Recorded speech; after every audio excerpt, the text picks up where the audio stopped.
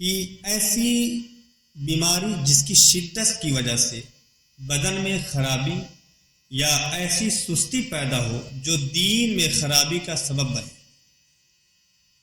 ایسی بیماری جس کی شدت کی وجہ سے بدن میں خرابی یا ایسی سستی پیدا ہو جو دین میں خرابی کا سبب بنے. کہ بیماریاں بعض اوقات انسان کو دین کے احکام پر عمل کرنے سے روکتی ہے اور انسان کچھ حد سے زیادہ بیمار اس طرح پڑ جاتا ہے کہ بدن بہت زیادہ موٹا ہو جائے یا بدن بہت زیادہ لاغر اور کمزور ہو جائے، پتلا ہو جائے. ان دونوں صورتوں میں وہ نیکیاں کرنے سے قاصر ہو جاتا ہے اور پریشان ہوتا ہے، سستی اس کے اوپر غالب آ جاتی ہے. ایسی بیماری سے بھی بچنا چاہیے اور دعا بھی کرنا چاہیے. اور ایسی بیماری سے پہلے اگر اللہ تعالیٰ نے صحت عطا فرمائی، تندرست رکھا ہے، تو ایسی بیماری سے پہلے نیکیاں کریے، نیک اعمال میں جلدی کریے. یہ حدیث کا مفہوم ہے. اور چوتھا جو بیان ہو رہا ہے، ایسا بڑھاپا جس کی وجہ سے انسان کی عقل میں خرابی ہو جائے، ایسا بڑھاپا آ جائے کہ جس کی وجہ سے انسان کے عقل میں خرابی آئے اور اسے پتہ ہی نہ چلے کہ کیا بول رہا ہے. بڑھاپے میں انسان بہت کچھ کرنے سے مجبور ہو جاتا ہے. مسجد تک چل کے وہ جا نہیں سکتا، بڑھاپا اس کو روک دیتا ہے. قرآن پڑھنے کے لیے آنکھوں میں وہ روشنی باقی نہیں رہ جاتی جس کی وجہ سے وہ قرآن پڑھ سکے. بدن میں وہ طاقت نہیں رہ جاتی ہے کہ بدن کام کر کے کچھ کما سکے اور کما کر کے بال بچوں کی پرورش کرے یا پھر کم سے کم دین کی راہ میں صدقہ و خیرات کر کے نیکیوں میں اضافہ کرے. یہ سب کچھ بڑھاپے میں ختم ہو جاتا ہے. اور بڑی مصیبت جو گھیرتی ہے وہ یہ ہے کہ بڑھاپے میں انسان کی عقل جو ہے وہ زائل ہو جاتی ہے.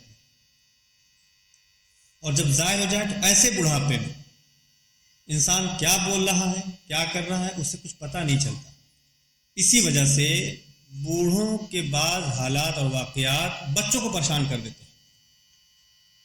بوڑھوں کے غصے کی وجہ سے بعض بچے پریشان ہو جاتے ہیں اور بچوں کی شرارت کی وجہ سے بعض بوڑھے پریشان ہو جاتے ہیں.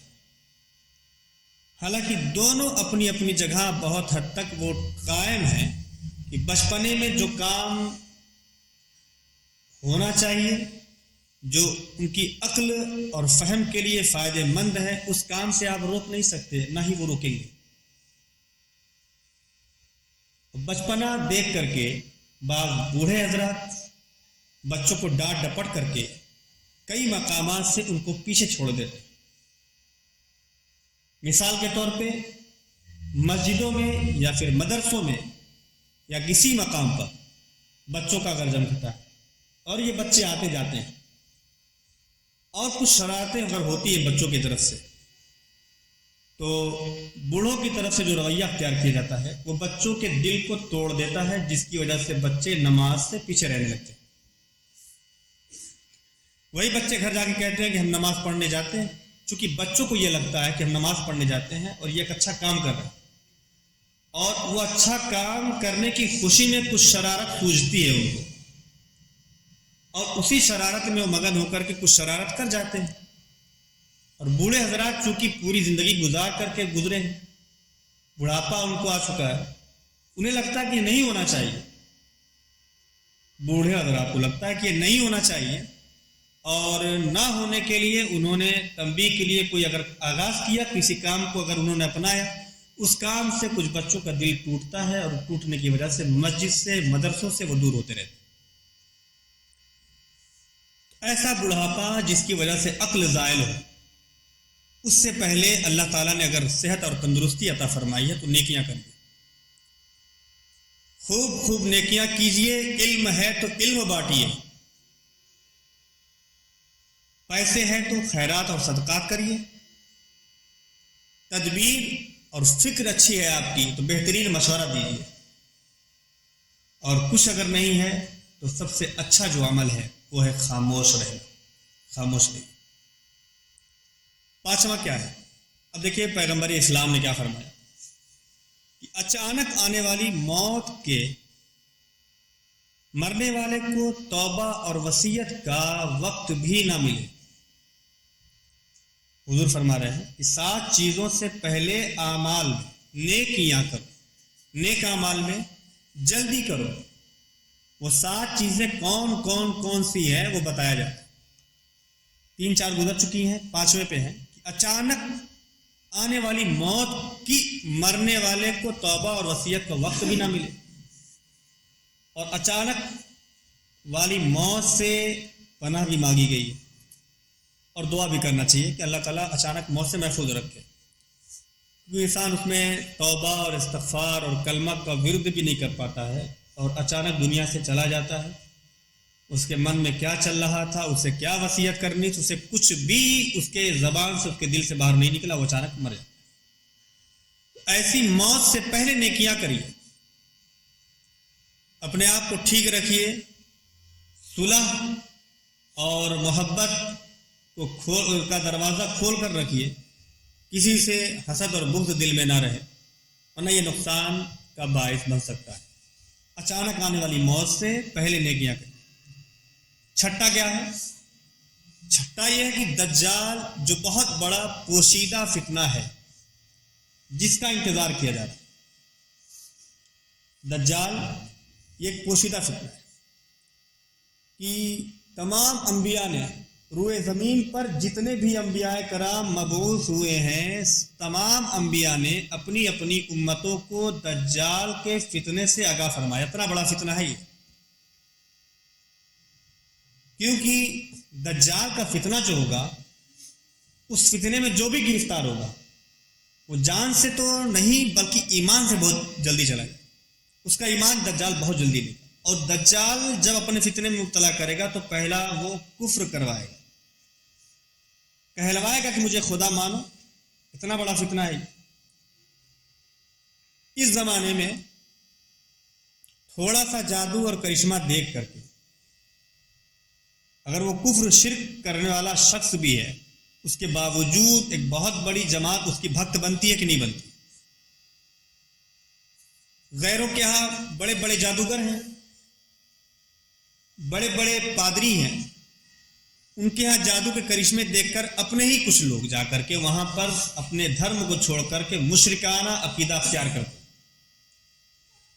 جو آج دجال کے مقابل میں یہ چھوٹے دجال ہیں۔ قیامت آنے سے پہلے چھوٹے چھوٹے دجال بہت ظاہر ہوں گے، جن کا کام ہوگا جادو دکھانا، فتنہ پھیلانا، کچھ ایسی ویسی باتیں کر کے لوگوں کو اپنی طرف مائل کرنا۔ مگر ان دجالی فتنوں سے بہت بڑا فتنہ دجال جب خود آ جائے گا اور خود وہ زمین سے سبزہ اگانے لگے گا، خود وہ آسمان سے بارش کرے گا، مردوں کو وہ زندہ کر دے گا، انسان کو مار دے گا، اتنے بڑے بڑے وہ جب جادوگری کے کرشمے دکھائے گا، تو بتائیے کہ جو آج چھوٹے چھوٹے انسانوں کو جادو دیکھ کر کے اس کے معتقد اور بھکت بن جاتے ہیں، وہ دجال کو خدا نہیں مان لیں گے؟ کمزور ایمان والے جو ہوں گے وہ مان لیں۔ کئی صوبوں میں آج کل وہ چلا ہوا ہے کہ کوئی بیٹھ کے وہیں سے گھر میں کتنے افراد ہیں وہ بتا دے رہا ہے، ان کا نام کیا ہے وہ بتا دے رہا ہے، باپ کا نام کیا ہے وہ بتا دے رہا ہے۔ اسی کو دیکھ کر کے وہ خوش ہو کر کے اپنا دھرم چھوڑ دے رہے ہیں، اور دھرم چھوڑ کر کے اس کا دھرم اختیار کر کے اپنے ایمان کو کھو بیٹھتے ہیں۔ تو دجال ایک بہت بڑا فتنہ ہے، اسی فتنے سے آگاہ فرمایا پیغمبر اعظم صلی اللہ علیہ وسلم۔ وقت بہت گزر رہے ہیں اور یہ وقت بھی گزر جائے گا۔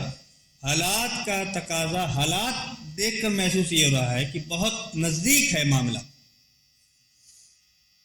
قیامت کے جو آثار ہیں وہ بہت قریب دکھ رہے ہیں اور بہت قریب سمجھ میں آ رہا ہے، اور اچانک کا جو ذکر ہے کہ وہ اچانک ہو جائے گی، اور قیامت سے قبل ہی یہ سب ظاہر ہو جائیں گے کچھ سال پہلے۔ تو اچانک اس لیے کہا گیا ہے کہ کوئی شخص اپنے کام میں مصروف ہوگا، پینٹ کرنے والا شخص پینٹ کر رہا ہوگا، کاروباری اپنے کاروبار میں مصروف ہوں گے۔ لکھا ہے کہ زمین لیسنے والا زمین لیس رہا ہوگا، اسی وقت قیامت آ جائے گی، اس کو پتہ بھی نہیں چلے گا، قیامت اسی وقت آ جائے گی۔ اچانک کا مطلب یہ ہے کہ کسی کے گمان میں بھی نہیں ہوگا کہ کچھ ہونے والا ہے اور ہو جائے. تو بہت بڑا یہ پوشیدہ فتنہ ہے دجال کا. اس سے پہلے کہ وہ فتنہ کسی کو گھیرے اس سے پہلے نیکیاں کری. 7واں ہے اور قیامت جو بہت بڑی مصیبت شدید خوفناک اور بہت سختی والی ہے.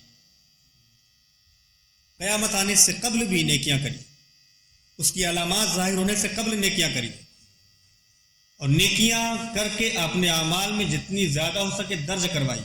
یہی آپ کی عافیت کا ذریعہ بنیں گے اور آپ کو کامیابی یہیں سے ملے.